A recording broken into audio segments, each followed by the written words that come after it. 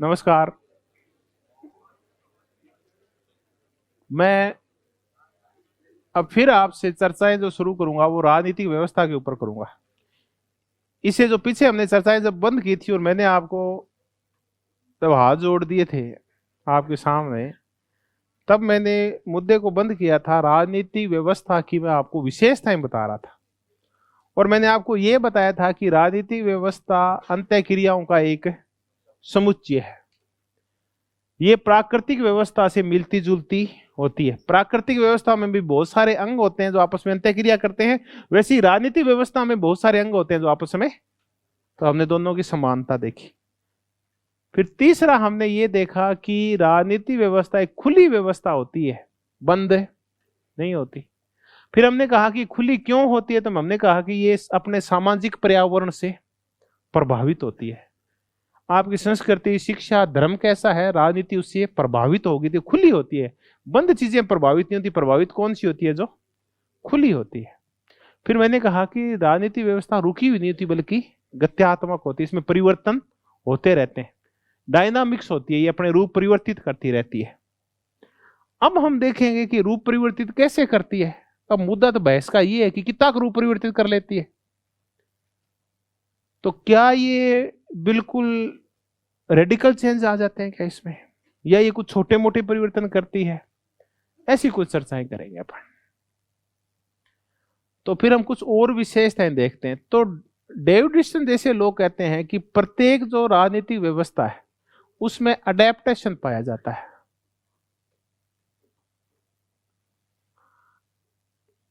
Adaptation क्या होता है, पहले इसकी चर्चा करते हैं। बहुत ही सिंपल सा शब्द है, क्योंकि ये पूछते ना कि बताओ कौन सी चीज राजनीतिक व्यवस्था से जुड़ी हुई है और कौन सी। प्रत्येक राजनीतिक व्यवस्था में अनुकूलन पाया जाता है। अब अनुकूलन क्या होता है, तब अपने डार्विन के पास चलते हैं। डार्विन बोला कि वो सारी स्पीशीज आज भी जिंदा हैं जिन्होंने खुद का क्या कर लिया था, अडेप्टेशन कर लिया था। जो स्पीशीज और जो प्रजातियां अपना अडेप्टेशन नहीं कर पाई वो गायब हो गई। सिंपल सा शब्द है, आप किसी भी संदर्भ में समझें। अडेप्टेशन का तात्पर्य होता है बदलती हुई व्यवस्था के अकॉर्डिंग खुद को बदल लेना। जो बदलती व्यवस्था के अकॉर्डिंग, बदलते हुए पर्यावरण के अकॉर्डिंग खुद को नहीं बदलता वो खत्म हो जाता है। तो राजनीतिक व्यवस्था की विशेषता होती है कि इसमें अडेप्टेशन की क्षमता पाई जाती है। जब भी समाज का सामाजिक पर्यावरण बदलता है ना, तो राजनीतिक व्यवस्था अपने आप को बदल लेती है। राजनीतिक व्यवस्था, सामाजिक पर्यावरण बदला यूरोप का। पहले जो सामाजिक पर्यावरण था यूरोप का वो सामंतवाद से और धर्म से क्या था, प्रभावित था। फिर धीरे धीरे ना पुनर्जागरण हुआ, धर्म सुधार हुआ। तो देखो, धर्म सुधार तो धर्म में हुआ था और पुनर्जागरण विज्ञान में हुआ था और चित्रकला में हुआ था। लेकिन राजनीति ने भी अपने आप को बदल लिया, वो भी आधुनिक हो गई। तो राजनीति चल रही है तब से। तो अच्छी राजनीति व्यवस्था वो होती है किसी भी देश की जो क्या करती है, अडेप्टेशन। जो राजनीतिक व्यवस्थाएं अडेप्टेशन नहीं कर पाती, जो बदलते माहौल के अकॉर्डिंग खुद को नहीं बदल पाती, वो बर्बाद हो जाती है। वो क्रिटिकल रेंज तक पहुंच जाती है और समाप्त हो जाती है और कोलैप्स हो जाती है। आप भी ध्यान रखें, अगर आप अपनी प्रासंगिकता बनाए रखना चाहते हैं, अपने आप को निरंतर अच्छा बनाए रखना चाहते हैं, तो आप क्या करें, अडेप्टेशन करें आप। अब फिर देखें कि कुछ व्यवस्थाओं ने खुद में अडेप्टेशन नहीं किया तो व्यवस्थाएं भंग हो गई, मांगे उठी, लेकिन अडेप्टेशन नहीं हुआ। आप यूएसएसआर को सोचने की कोशिश करो, हुआ क्या था यूएसएसआर के साथ, क्या नहीं कर पाया। समाज बदल गया था लेकिन राजनीति बदली नहीं थी। बाजार बदल गया था, लोगों की सोच बदल गई थी, व्यवहार बदल गया था, लेकिन राजनीति नहीं बदली ना, तो वहां उसका बिखराव हो गया, यूएसएसआर भंग हो गया। कितने टुकड़े हो गए? 15 टुकड़े। अमेरिका क्यों नहीं भंग हुआ? क्योंकि जैसे जैसे व्यवस्थाएं बदली, लोगों की मांगें बदली, लोगों की सोच बदली, राजनीति ने भी अपने आप को बदल लिया। राजतंत्र समाप्त क्यों हो गए? आप बताओ। रूढ़िवादिता थे, वो अपने आप का अडेप्टेशन नहीं कर पाए। अब फिर चलते हैं, ऑनलाइन देख रहे हैं वो भी बुरा नहीं माने। राजस्थान में राजपूत सबसे शक्तिशाली जाति थी जिसके पास संसाधन है, सबसे ज्यादा थे। और हर चीज पे कब्जा किसका था? राजपूतों का कब्जा था। जमीनें उनकी थी, गरिमा उनकी थी, अधिकार उनके थे, सत्ता उनकी थी। आज राजपूत हैं वो उस स्थिति में क्यों नहीं है जो 1947 से पहले थे? क्योंकि वो बदलते समय के अनुसार खुद का अडेप्टेशन है, नहीं कर पाए। वो खुद और अपनी औरतों को बहुत ज्यादा शिक्षित है, नहीं कर पाए। जो बदलाव हुए लोकतंत्र में वो उसको स्वीकार है, नहीं कर पाए। वो अपने अहम को छोड़ नहीं पाए, इसलिए वो अडेप्टेशन नहीं कर पाए। इसलिए बदलती सामाजिक और राजनीतिक व्यवस्था में उनकी प्रासंगिकता क्या होती गई? कम होती गई। तो कोई भी राजनीतिक व्यवस्था तब टिकती है जो अपने आप का क्या कर लेती है? वो अडेप्टेशन कर लेती है। दूसरा, एक व्यवस्था की और अच्छी विशेषता होती है, वो होती है मेंटेनेंस।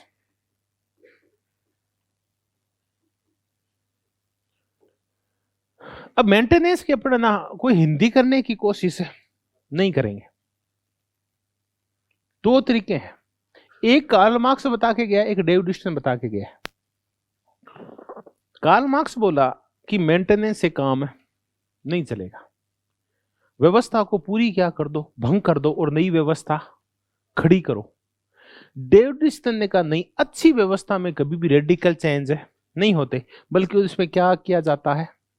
मेंटेनेंस किया जाता है। कैसे मेंटेनेंस किया जाता है?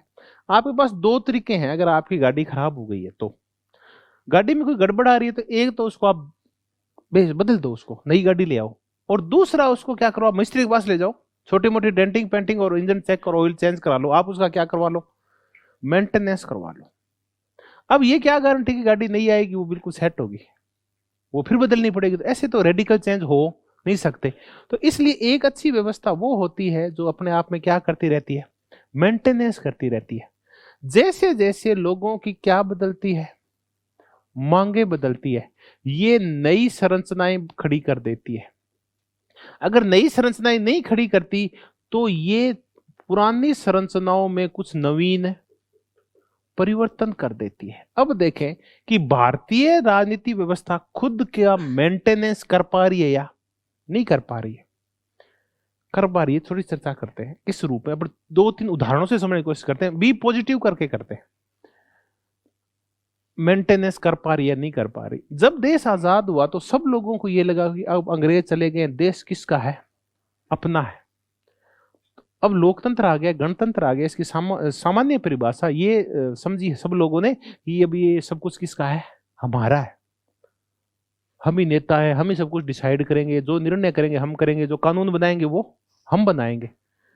तो जवाहरलाल नेहरू को ये समझ में आ गया कि अभी तक राजनीतिक व्यवस्था है उसमें लोगों की भागीदारी बढ़ी नहीं है। जबकि लोग ये सोच रहे थे अंग्रेजों के जाने के बाद हम क्या करेंगे, अपनी भागीदारी बढ़ाएंगे। अभी तक तो सिर्फ एमपी बन पा रहे हैं, और क्या बन पा रहे हैं? एमएलए। तो 700-800 आदमी वो तैयार हो रहे हैं, एक राज्य में 200-400 वो तैयार हो रहे हैं, तो 300 आदमियों से आगे बढ़ी नहीं पा रहे हैं मुद्दा। तो उसने कहा कि लोगों की उस मांग को पूरा किया जाए। तो उन्होंने क्या किया? पंचायती राज की स्थापना कर दी। तो अब उन्होंने क्या किया? मेंटेनेंस कर लिया व्यवस्था को, एक बार मेंटेनेंस करके ना, छोटी मोटे परिवर्तन करके, और क्या लगा दिया? पंचायती राज ले आए। फिर जब पंचायती राज आ गया तो अब लोग असंतुष्ट हो गए कि इसमें सिर्फ लठेत जातियां जिनके पास आर्थिक संसाधन है और जो गरिमा में आ गए वही हर बार सरपंच पद पे क्या कर लेते हैं? कब्जा, वही बनते जा रहे हैं। तो अब क्या करें? फिर मेंटेनेंस करो। तब महिलाओं को आरक्षण दिया गया, दलितों को, ओबीसी को, और किसको? एसटी को आरक्षण दिया गया। तो फिर मेंटेनेंस किया गया। तो ये कौन सी क्षमताएं होती है व्यवस्था की? ये होती है अनुकूलन, और ये क्या होती है? मेंटेनेंस करता है। रेडिकल चेंज मत करो, व्यवस्थाएं है उसमें थोड़ा सा क्या कर दो। तो क्या फिर नया पंचायती स्थापित किया गया? नहीं, पंचायती राज तो वही था, उसको क्या किया गया? उसमें सुधार किया गया, उसमें जो कमियां थी उनको सुधार दिया गया। अगर इंजन में जो कचरा आ गया था वो क्या कर दिया गया? दूर कर दिया गया। तो ये क्या किया गया? मेंटेनेंस।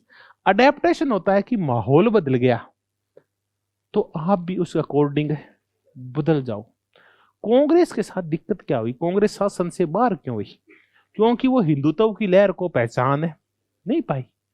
इंदिरा गांधी जब लहर को नहीं पहचान पाई, तो युवाओं के गुस्सों को, बढ़ती महंगाई को, और महिलाओं के रसोई वाले गुस्से को नहीं पहचान पाई, तो गड़बड़ क्या हुई कि इंदिरा गांधी 77 तक आते आते सत्ता से क्या हो गई?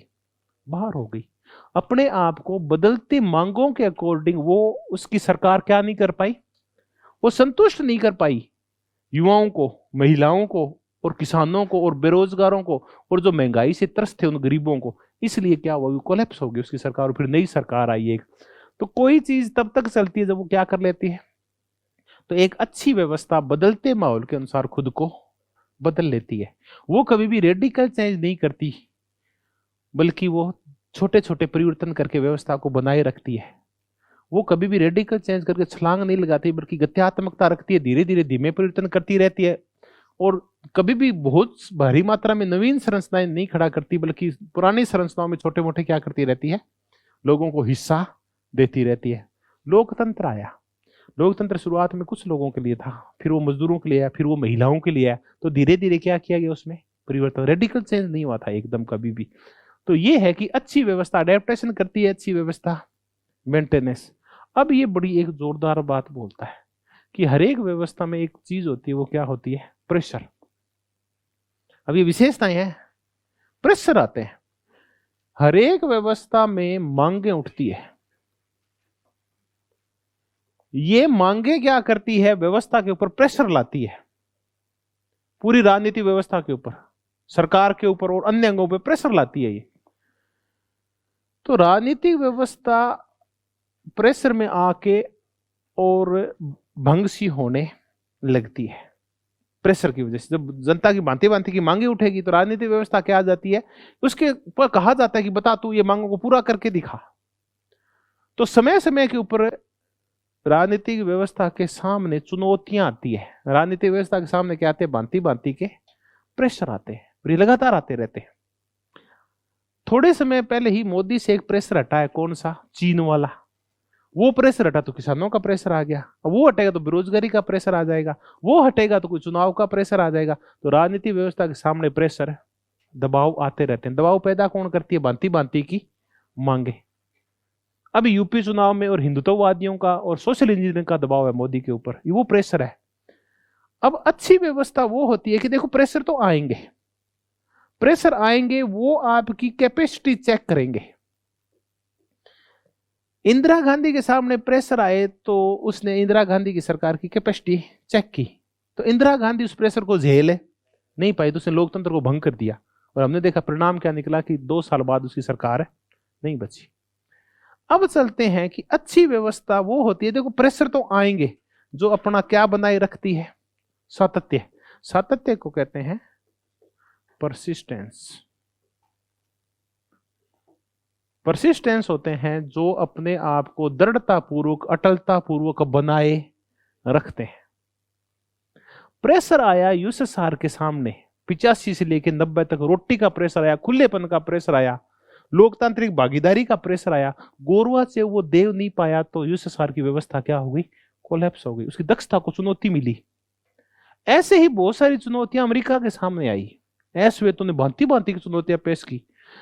उत्तर और दक्षिण के राज्य लड़े आपस में, अब्राहम लिंकन के समय बुरी तरह से गृह युद्ध हुआ। ऐसे ही गृह युद्ध यूएस में, यूके में हुआ, प्रोटेस्टेंट और कैथोलिक लड़ पड़े, और कौन सी क्रांति हो गई वहां, प्यूरिटन क्रांति हो गई। लेकिन वो व्यवस्थाएं अच्छी थी, यूएसएसआर तो भंग हो गया, लेकिन यूएसए और यूके भंग नहीं हुआ, बल्कि वो तो बने रहे। क्यों, क्योंकि उन्होंने अपने आप को अडेप्टेशन कर लिया और क्या कर लिया, मेंटेनेंस कर लिया। तो वो क्या बने रहे, सातत्य। तो एक व्यवस्था वो अच्छी होती है जो क्या बनाए रखती है, सातत्य बनाए रखती है। तो व्यवस्था रहती तब तक है जब क्या रहता है, जब चीजें निरंतर प्रवाहित होती रहती है तो सातत्य बना रहता है, और भंग हो जाती है तो सातत्य भंग हुआ और व्यवस्था भंग हुई। यूएसएसआर के साथ क्या हुआ था, वो क्या नहीं कर पाई, अपना परसिस्टेंस, अपनी दृढ़ता और अटलता पूर्वक टिक नहीं पाई लोगों की मांगों के सामने। उसके पैर उखड़ गए, पैर उखड़ गए तो 15 टुकड़े हो गए। तो ये है कि अच्छी व्यवस्थाएं अपने आप को एडेप्टेशन, मेंटेनेंस के माध्यम से बनाए रखती है। क्या बनाए रखती है, अपना सातत्य। तो एक डेविड ईस्टन जैसे लोग कहते हैं व्यवस्था की विशेषता क्या होती है, एक विशेषता माने तो वो किस पे बल देता है सबसे ज्यादा, डेविड ईस्टन का पूरा जोर परसिस्टेंस के ऊपर है। व्यवस्था बनी रहनी चाहिए, सतत रूप से चलती रहनी चाहिए। और कार्ल मार्क्स का जोर के ऊपर है, व्यवस्था भंग होनी चाहिए, क्रांति होनी चाहिए और नई व्यवस्था खड़ी होनी चाहिए। तो सातत्य उल्टा है कार्ल मार्क्स की क्रांति का। तो ये डेविड ईस्टन, आमंड, इन लोगों का मूल मंतव्य क्या था ये सारे मॉडल लाने का, मार्क्सवाद का विरोध करना, क्योंकि शीत युद्ध चल रहा है 1945 के बाद, और यूएसएसआर और यूएसए, अमेरिका और सोवियत संघ आमने सामने है ज्ञान के मामले में भी। तो वो क्रांति पे बल दे रहे हैं, तो ये काय पे बल दे रहे हैं कि व्यवस्था भंग है, नहीं होनी चाहिए। तो थर्ड वर्ल्ड के देश कह रहे हैं हमें क्या करना चाहिए, तो डेविड ईस्टन कह रहा है मेरी किताब पढ़ो और क्या रखो अपने यहाँ, सातत्य बनाए रखो, यही एक तरीका है। अच्छी व्यवस्था में क्या रहना चाहिए, तो कभी भी रेडिकल चेंज है मत करो, लोगों को ज्यादा देने की कोशिश मत करो, जैसा सोवियत संघ में दे रहे हैं तो उसको फॉलो मत करो, तुम तो अमेरिका को फॉलो करो, ब्रिटेन को फॉलो करो जो लंबे समय से बनी हुई है। और ये क्यों बनी हुई है, क्योंकि यहाँ क्या था, वो सातत्य के फिर तरीके बताता है कि रेडिकल चेंज मत करो, बल्कि क्या करो, मेंटेनेंस करो, गाड़ी को बेचो मत या स्पॉइल मत करो, उसमें छोटे मोटा ऑयल चेंज करवा लो। तो ये सबसे बल ज्यादा डेविड ईस्टन ने एक शब्द जिसमें सबसे ज्यादा बल दिया वो कौन सा है, और ये रेडिकल चेंज का उल्टा होता है। तो हमने इसकी विशेषताएं देखी कि क्या विशेषताएं इसमें पाई जाती है। अब हम आ जाते हैं, अब व्यवस्था को हम समझ गए, व्यवस्था क्या होती है, इसमें बहुत सारे अंग होते हैं, आपस में अंतःक्रिया करते हैं, अन्योन्याश्रित होते हैं, अंतर संबंधित होते हैं, इसमें अडेप्टेशन पाया जाता है, इसमें दबाव आते रहते हैं, इसमें मेंटेनेंस की क्षमता होती है, ये गत्यात्मक होती है, ये खुली होती है। अब हम देखेंगे कि डेविड ईस्टन का मॉडल है वो कैसा है। अब हम आते हैं हमारे मेन मंतव्य के ऊपर, और अब हम करेंगे डेविड ईस्टन का व्यवस्था सिद्धांत।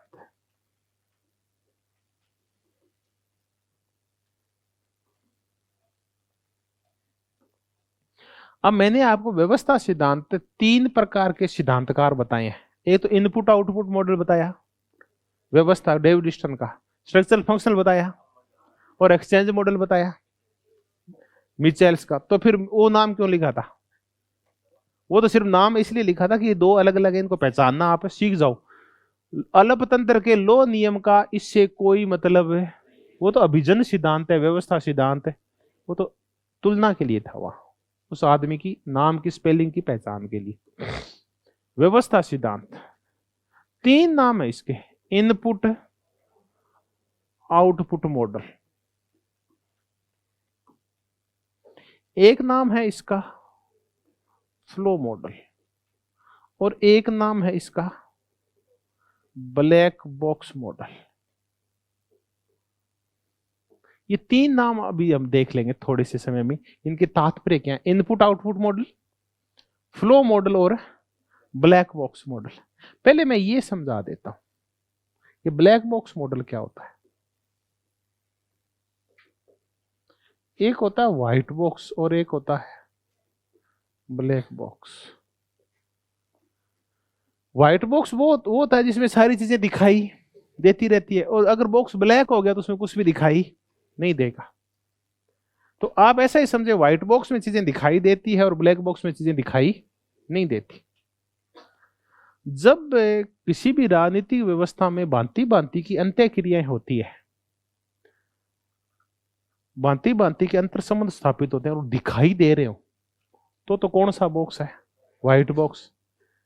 लेकिन बहुत सारी ऐसी अंत्य क्रियाएं होती है जो दिखाई भी नहीं देती। सबसे अच्छा उदाहरण है कि राजनीतिक व्यवस्था ने 3 कानून बनाए, कृषि कानून। अब ये जो कानून बनाए ना, ये किसके प्रभाव से बनाई, किसके मध्य अंत्य क्रियाएं हुई थी, आज तक पता नहीं चला। तो राजनीति जब विभिन्न अन्य चीजों से मिलती है ना, तो कई बार पता ही नहीं चलता कि वो किस लेवल पे मिली है, कहां मिली है, कौन कौन सी अंत्य क्रियाएं की है। तो वो कौन सा मॉडल कहलाता है, जब अंत्य क्रियाएं स्पष्ट दिखाई देते रहती है, आपस में मिलती हुई, विभिन्न अंग आपस में मिल रहे हैं। राजनीति भारतीय जाति को स्पष्टतः प्रभावित कर रही है, जाति भारतीय, तो ये तो स्पष्ट दिखाई दे रही है। तो ये कौन सा मॉडल है, व्हाइट बॉक्स। लेकिन कई बार कुछ ऐसी चीजें हो जाती है जो दिखाई नहीं देती और राजनीति को प्रभावित भी कर जाती है, वो कौन सा मॉडल होता है। तब कहता है कि बहुत सारी ऐसी अंत्य क्रियाएं होती है जो होती तो है लेकिन हमें दिखाई नहीं देती, उसको हम ब्लैक बॉक्स मॉडल बोलते हैं। तो हमारे पास ये तो कंप्लीट हो गया कि ये जो शब्दावली है व्हाइट बॉक्स और ब्लैक बॉक्स, ये किसकी देन है, डेविड ईस्टन की देन है।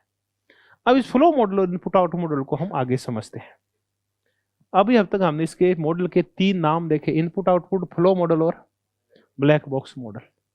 अब हम इसकी बुक्स देखेंगे और उनकी आगे फिर चर्चा करेंगे। एक बुक्स आप इसकी जो सबसे महत्वपूर्ण है वो तो याद रखनी पड़ेगी, कौन सी, पॉलिटिकल सिस्टम। इसका पूरा नाम लिख दो, an inquiry into the state of political science.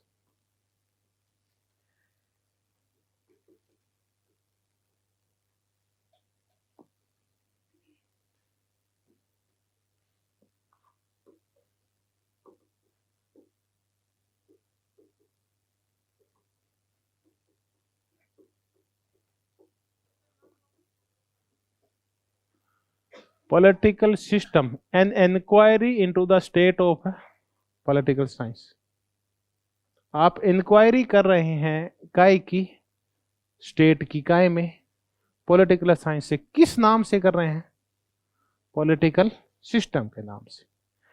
Political system an inquiry into the state of political science.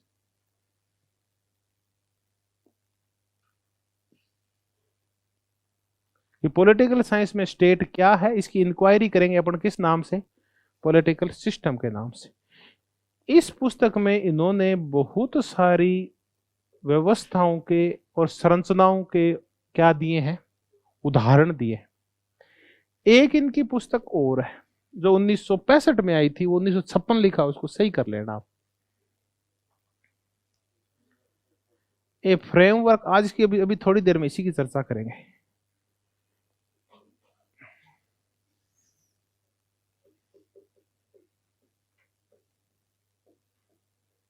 A framework of political analysis, ये आई थी 1965 में। तीसरी पुस्तक एक और आई, ये भी, इसमें ना भांति भांति की कंसेप्ट्स दिए गए हैं, संकल्पनाओं का निर्माण किया गया, भांति भांति के फ्रेमवर्क और भांति भांति की टर्मिनोलॉजी दी गई है। और उसके बाद आया ए पॉलिटिकल एनालिसिस। ये याद रह जाए तो ठीक है। तीसरी पुस्तक वो पॉलिटिकल लाइफ, यही है। ये भी 1965 में है। ये दो है। इसमें उन संकल्पनाओं को अच्छी तरह से समझाया गया है। पहले पुस्तक निकाल दी, उसमें मांग और पूर्ति, इनपुट आउटपुट, बहुत सारी चीजें दे दी, फ्रेमवर्क बना दिया। और अगली लोगों ने कहा हमारे समझ नहीं आ रहा, तो अगले में क्या किया गया? उसको समझाया गया, उनकी डिटेल स्टडी की गई है। तो इसमें तो भांति भांति के उदाहरण है, इसमें संकल्पनाएं हैं, इनमें संकल्पनाओं का कंसेप्ट है, इसमें उनका स्पष्टीकरण है, भांति भांति के कंसेप्ट का तात्पर्य क्या है, इसको डिटेल में समझाया गया है। तो ये 3 पुस्तकें आप जरूर करें आप। और आप अगर कहें मैं तो मुझे एक ही याद करनी है, तो कौन सी है? पॉलिटिकल सिस्टम है। और ये जैसी पॉलिटिकल सिस्टम पुस्तक आई, अब राजनीति विज्ञान में एक नई अप्रोच आ गई। कौन सी? System approach. इसीलिए हम यहीं से 1953 में कौन सी आई थी? सिस्टम अप्रोच आई है।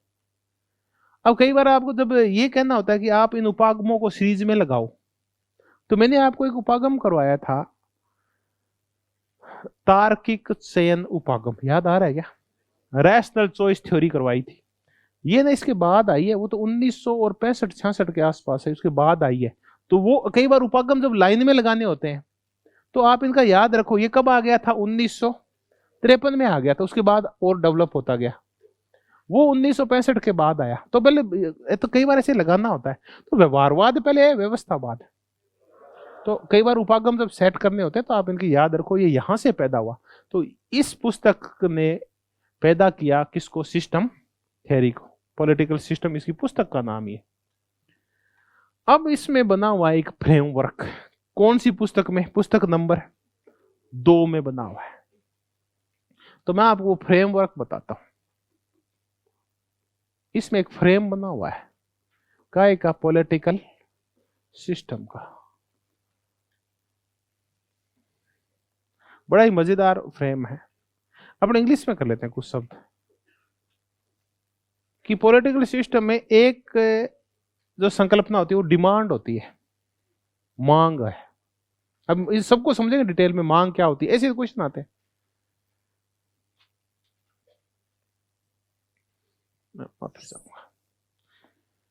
फ्रेम में अपन पहले 3 चीजों को समझते हैं। एक होता है इनपुट, एक होता है प्रोसेसिंग, पहले तो इसको समझते हैं, और एक होता है आउटपुट। ये 3 चीजें होती है, पहले इनको समझ लेते हैं। इनपुट, प्रोसेसिंग और आउटपुट। व्यवस्था बस यही होती है। इन तीन चीजों को समझ आए तो व्यवस्था को समझ जाएंगे। किसी भी राजनीति व्यवस्था में चलता क्या रहता है कि उसमें इनपुट डाले जाते हैं, उन इनपुट्स की क्या होती है प्रोसेसिंग, और फिर क्या निकलता है आउटपुट निकलता है। चलो अपन चलते हैं, एक व्यवस्था है जिसको अपन क्या बोलते हैं थ्रेसर बोलते हैं। ठीक है, थ्रेसर क्या करता है, आपने देखा कि भूसे वाला वो सारा काम जो हम खेत में करते हैं, क्यों विकास जिस पृष्ठभूमि के वैसे उदाहरण लेंगे। थ्रेसर दरअसल क्या है, एक व्यवस्था है। इसमें ना बहुत सारे ना गरारियां और चेन और पता नहीं क्या क्या होता है ना, धुरी और टायर और सारी चीजें होती है इसमें। तो इसमें सारे अंग एक दूसरे से क्या होते हैं जुड़े होते हैं, एक दूसरे से चलता है तो क्या करते हैं ये अंत्यक्रिया। तो थ्रेसर एक अच्छी व्यवस्था है, हमने ये देखा। अब इसमें इनपुट है एक, इसमें इनपुट डाला जाता है। क्या इनपुट डाला जाता है, गेहूं डालते हैं इसमें ना साबुत, आप गेहूं लाए काट के उसमें डाल दी, फिर है ना ये अंदर जाके इसकी क्या होगी प्रोसेस होगी। अब ये प्रोसेसिंग दो तरीके से होती है, एक ब्लैक बॉक्स है और एक व्हाइट बॉक्स है। ये बंद होता है तो कई चीजें तो हम इसकी दिखाई देती है और कई चीजें दिखाई नहीं देती। तो ये होता है अंदर इसकी प्रोसेसिंग होती है, प्रोसेसिंग होके ना और फिर क्या निकलता है आउटपुट। आउटपुट के रूप में ये क्या करता है तूड़ी को या भूसे को तो अलग कर देता है और दानों को क्या कर देता है अलग कर देता है। ऐसे ही एक जो गंदे निकालने वाली मशीन है वो एक व्यवस्था है, उस व्यवस्था में क्या डालते हैं हम इनपुट डालते हैं, फिर वो घूमती है तो वो क्या हो रही है प्रोसेसिंग, और फिर आउटपुट के रूप में जूस निकलता है और वो कचरा निकलता है, ये है आउटपुट। ऐसे ही राजनीतिक व्यवस्था में होता है, वहां लोग इनपुट डालते हैं, भांति भांति की मांगें करते हैं।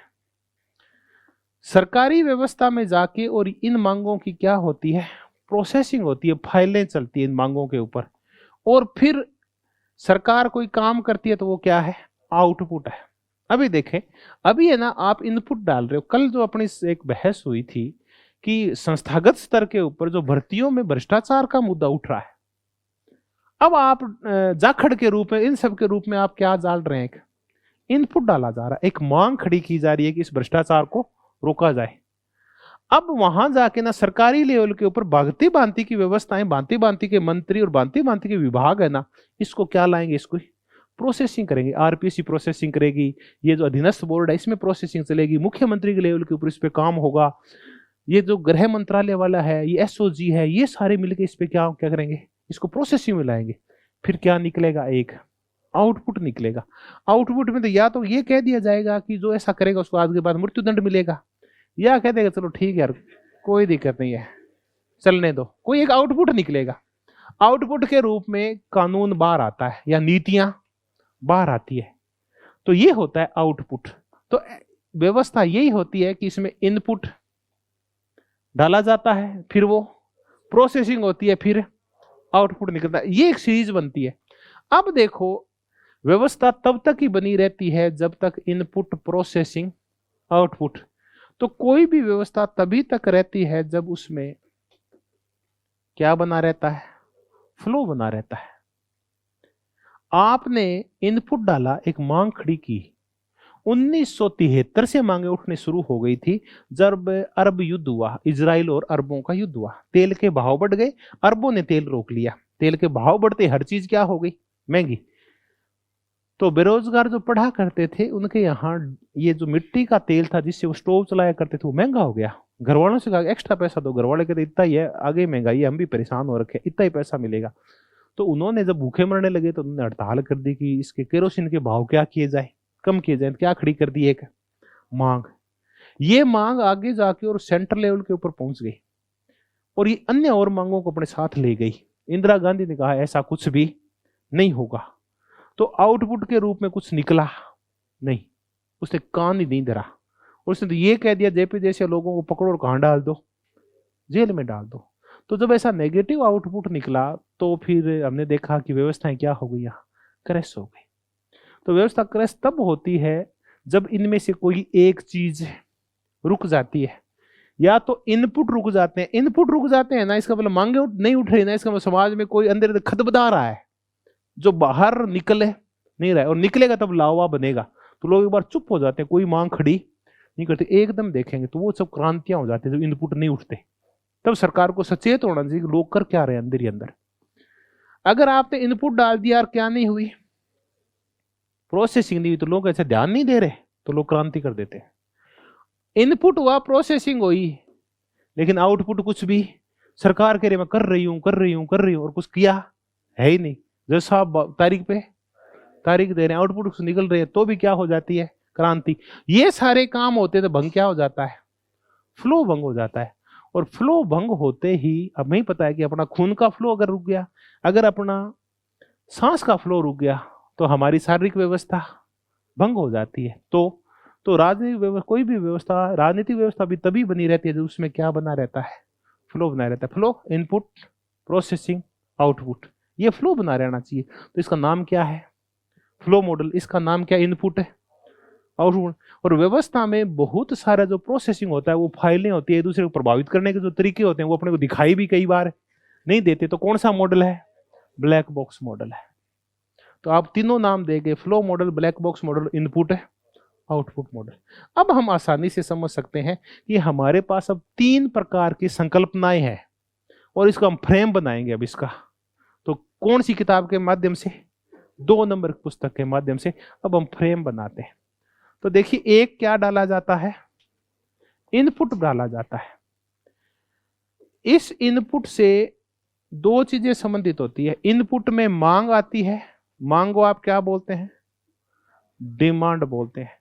और एक समर्थन आता है, मांग और समर्थन। अब आज इतना ही करेंगे, इतना याद हो जाएगा। ये दोनों मिलके और फिर क्या होती है, प्रोसेसिंग होती है। चलो आपको ना मांग तो समझ में आ गई कि इनपुट डाला, इनपुट में मांग आई, लेकिन मांग को क्या चाहिए आगे बढ़ने के लिए, एक व्यक्ति ने मांग उठाई, कोई फर्क नहीं पड़ेगा, तो आपको क्या करना पड़ेगा, करना पड़ेगा।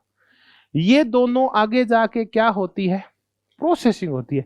ये प्रोसेसिंग किसी भी चीज का क्या होता है, प्राण होता है। ये होता है प्राण। प्रोसेसिंग रुकी नहीं, श्वास की और रुधिर की व्यवस्था भंग है, ये प्रोसेसिंग चलती रहती है, प्राण होता है।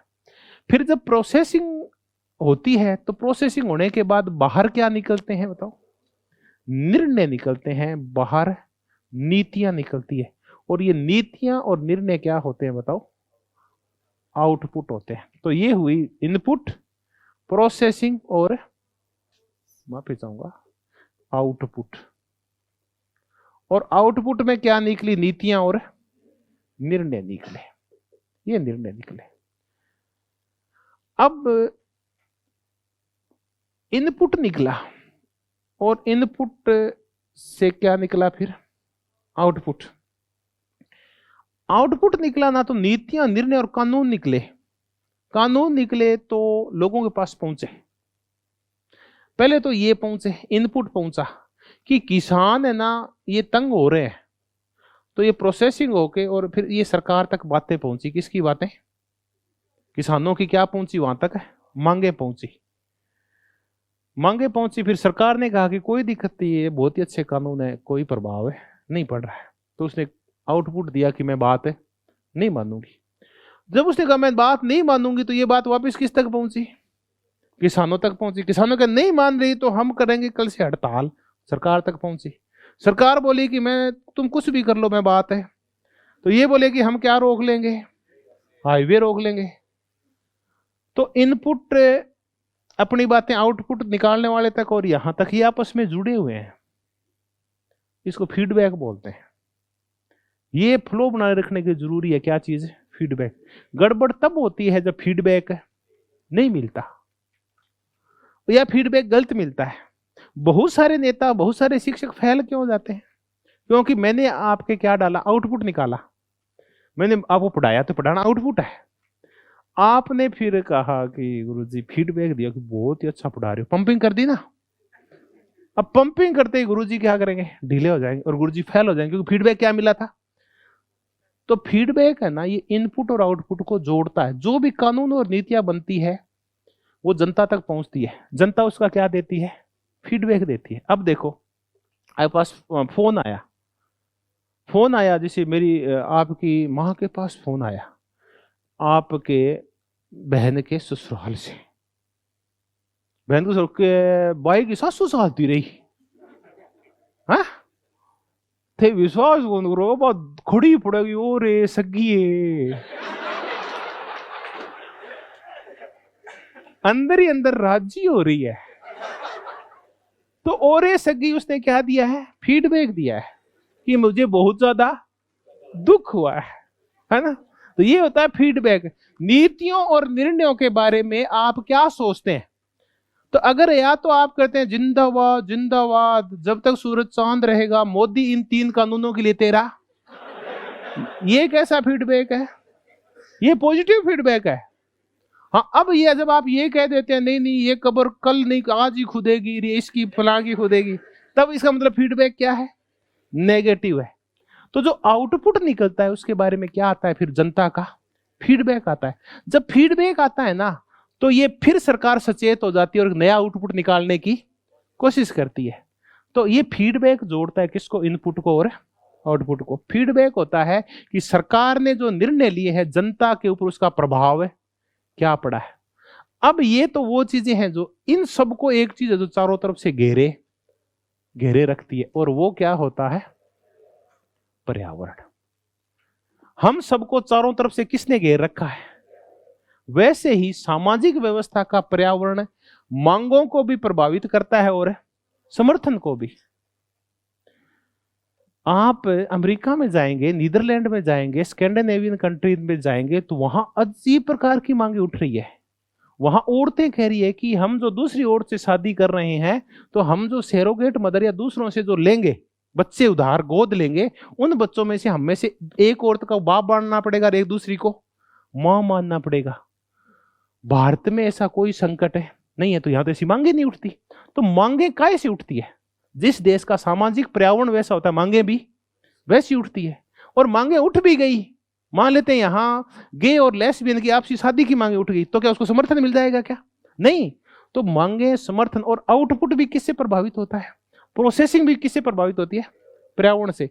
कि आपकी जो राजनीति है वो उसमें कैसे लोग बैठे हैं, क्या वो अनपढ़ है, क्या वो धार्मिक है, क्या वो सांस्कृतिक रूप से किस ओर झुके हुए हैं, क्या वो दक्षिणपंथी है, क्या वो उदारपंथी है, क्या वो गरीबी से उठे हुए हैं, वो कैसे उठे हुए? आउटपुट भी क्या निकलेगा? तो आउटपुट को भी कौन प्रभावित करता है? तो पर्यावरण एक ऐसी चीज है जो मांग को प्रभावित करता है, समर्थन को प्रभावित करता है, वो प्रोसेसिंग को प्रभावित करता है, और वो आउटपुट को, वो नीतियों और निर्णयों को प्रभावित करता है। मोदी की नीतियां और मनमोहन सिंह की नीतियां अलग होगी। आज से 50 साल पहले की नीतियां और आज की नीतियां अलग हुई। क्यों? क्या बदल गया है? पर्यावरण बदल गया है। तो पर्यावरण नीतियों निर्णयों को भी प्रभावित करता है। तो पर्यावरण एक ऐसी चीज है जो पूरी राजनीतिक व्यवस्था को चारों तरफ से घेरे रखता है, वो हर चीज को प्रभावित करता है। तो आज हमने चीजें देखी कि चलती कैसे हैं, और हवा शब्दावली देखी। बताओ क्या क्या शब्दावली थी? Input, processing, output. अब क्वेश्चन आया कि इनपुट में क्या शामिल रहता है? मांग और पूर्ति। ठीक है, इसका प्राण कौन सा होता है? इनपुट आउटपुट को जोड़ता कौन है? फीडबैक जोड़ता है। फीडबैक पॉजिटिव भी होता है, और फीडबैक चारों तरफ से घेरने वाला घेरा कौन सा? पर्यावरण। कल हम आएंगे तो इनको और डिटेल में समझेंगे। धन्यवाद, बहुत बहुत धन्यवाद।